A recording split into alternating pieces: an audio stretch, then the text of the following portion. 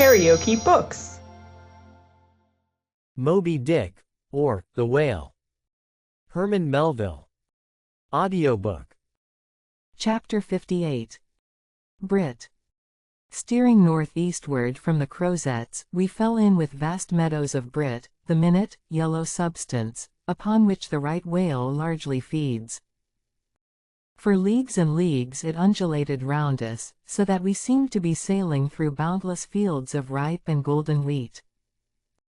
On the second day, numbers of right whales were seen, who, secure from the attack of a sperm whaler like the Pequod, with open jaws sluggishly swam through the brit, which, adhering to the fringing fibers of that wondrous Venetian blind in their mouths, was in that manner separated from the water that escaped at the lip. As morning mowers, who side by side slowly and seethingly advance their scythes through the long wet grass of marshy meads, even so these monsters swam, making a strange, grassy, cutting sound, and leaving behind them endless swaths of blue upon the yellow sea. That part of the sea known among whalemen as the Brazil banks does not bear that name as the banks of Newfoundland do, because of there being shallows and soundings there, but because of this remarkable meadow-like appearance, caused by the vast drifts of brit continually floating in those latitudes, where the right whale is often chased. But it was only the sound they made as they parted the brit which at all reminded one of mowers. Seen from the mastheads, especially when they paused and were stationary for a while, their vast black forms looked more like lifeless masses of rock than anything else. And as in the great hunting countries of India, the stranger at a distance will sometimes pass on the plains recumbent elephants without knowing them to be such, taking them for bare, blackened elevations of the soil. Even so, often, with him, who for the first time beholds this species of the leviathans of the sea. And even when recognized at last, their immense magnitude renders it very hard really to believe that such bulky masses of overgrowth can possibly be instinct, in all parts, with the same sort of life that lives in a dog or a horse. Indeed, in other respects, you can hardly regard any creatures of the deep with the same feelings that you do those of the shore.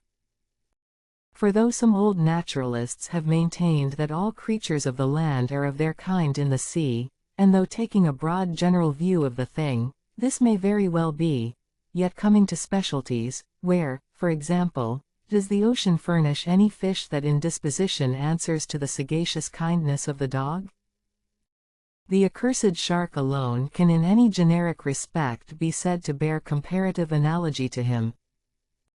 But though, to landsmen in general, the native inhabitants of the seas have ever been regarded with emotions unspeakably unsocial and repelling, though we know the sea to be an everlasting terra incognita, so that Columbus sailed over numberless unknown worlds to discover his one superficial western one, though, by vast odds, the most terrific of all mortal disasters have immemorially and indiscriminately befallen tens and hundreds of thousands of those who have gone upon the waters, though but a moment's consideration will teach, that however baby man may brag of his science and skill, and however much, in a flattering future, that science and skill may augment, yet forever and forever, to the crack of doom, the sea will insult and murder him, and pulverize the stateliest, stiffest frigate he can make. Nevertheless, by the continual repetition of these very impressions, man has lost that sense of the full awfulness of the sea which aboriginally belongs to it. The first boat we read of, floated on an ocean, that with Portuguese vengeance had whelmed a whole world without leaving so much as a widow. That same ocean rolls now, that same ocean destroyed the wrecked ships of last year.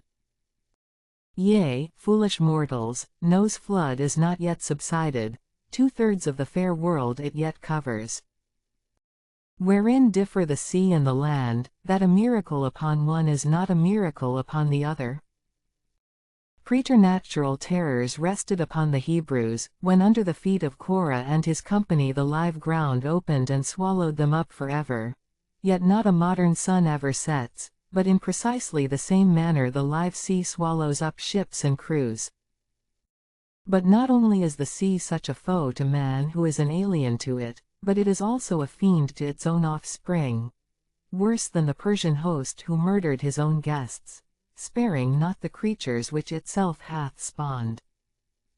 Like a savage tigress that tossing in the jungle overlays her own cubs, so the sea dashes even the mightiest whales against the rocks, and leaves them there side by side with the split wrecks of ships. No mercy, no power but its own controls it. Panting and snorting like a mad battle steed that has lost its rider, the masterless ocean overruns the globe. Consider the subtleness of the sea, how its most dreaded creatures glide under water, unapparent for the most part, and treacherously hidden beneath the loveliest tints of azure. Consider also the devilish brilliance and beauty of many of its most remorseless tribes, as the dainty embellished shape of many species of sharks. Consider, once more, the universal cannibalism of the sea, all whose creatures prey upon each other, carrying on eternal war since the world began. Consider all this, and then turn to this green, gentle, and most docile earth. Consider them both, the sea and the land, and do you not find a strange analogy to something in yourself? For as this appalling ocean surrounds the verdant land, so in the soul of man there lies one insular Tahiti, full of peace and joy, but encompassed by all the horrors of the half-known life. God keep thee. Push not off from that isle, thou canst never return. If you liked what you heard, please subscribe to the channel.